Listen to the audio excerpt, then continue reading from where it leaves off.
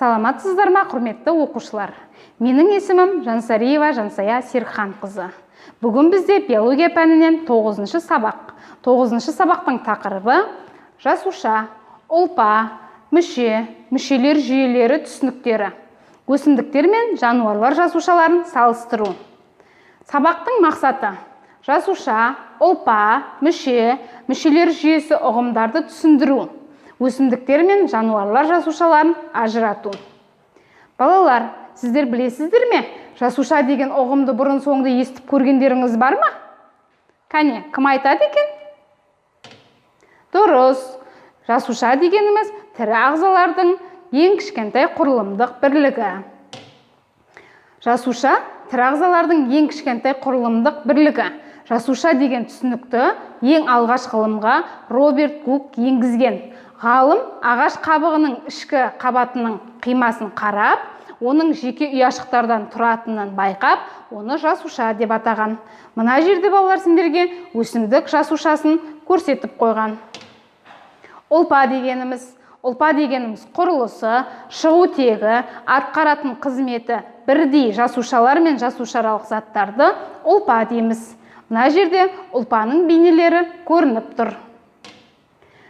Мүше дегеніміз тұрақты орны, құрылысы бар және белгілі бір қызмет атқаратын ағза бөлігін мүше деп атаймыз. Мына суретке қарасаңыздар, адамның ішкі мүшелері бейнеленген. Өкпе, бауыр, бүйрек, ішек қарын, ми, жүрек, асқазан, қуық. Міне балалар, бұның әрқайсысы өз алдына жеке мүше болып табылады. Мүшелер жүйесі дегеніміз не? Мүшелер атқаратын қызметтері бойынша мүшелер жүйесіне бірігеді. Мысалы, ми мен жұлынмен және бүкіл денеде орналасқан жүйкелер жүйке жүйесін құрайды. Мына суретте сендерге ас қорыту жүйесі көрініп тұр. Және ас қорыту жүйесіне жататын мүшелерді байқап тұрсыңдар. Балалар, кез келген ағза құрылымының жалпы сызбасы былай болады. Жасуша, ұлпа, мүше, мүшелер жүйесі, тұтас ағза.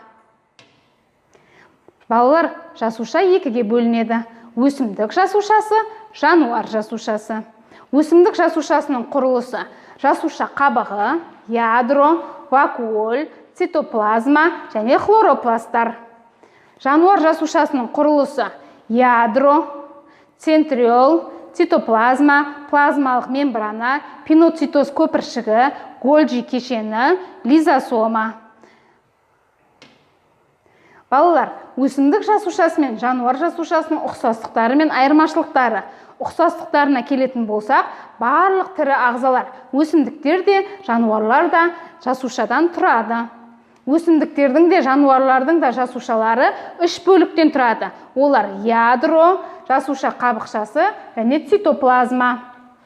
Ұсақ жасуша ішілік құрылымдар органоидтер деп аталады. Олар белгілі бір құрылысқа ие және түрлі қызмет атқарады. Айырмашылықтарына келетін болсақ, бірінші, өсімдік жасушасы мембранадан басқа жасушаның сыртқы қатты жасуша қабықшасынан қапталған. Өсімдік жасушасында бір немесе бірнеше вакуоль болады. Үшінші, өсімдік жасушаларында пластидтер болады.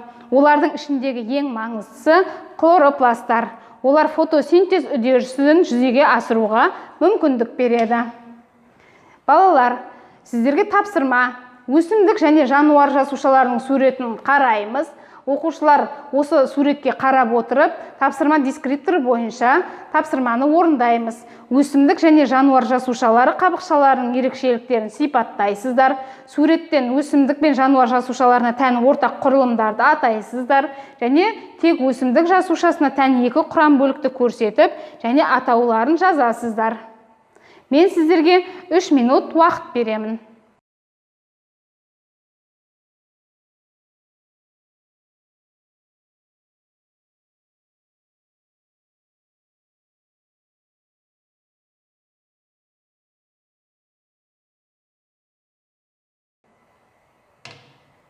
Дұрыс. Балалар, олай болса өзіміздің жазған тапсырмамызды экранға қарап тексеріп шығамыз.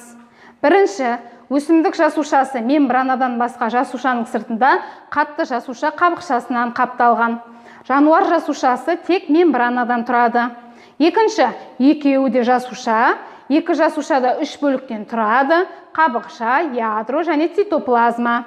Үшінші, бір немесе бірнеше вакуольден тұрады. Құрамында пластидтер болады. Бұл тек өсімдікке тән екі белгі. Балалар, үйге тапсырма параграф 11-12-ні шолып шығамыз. 47-ші беттегі кестені толтырып, тақырыпты орындап келеміз. Бүгінгі сабағымыз осымен аяқталды. Сау болыңыздар.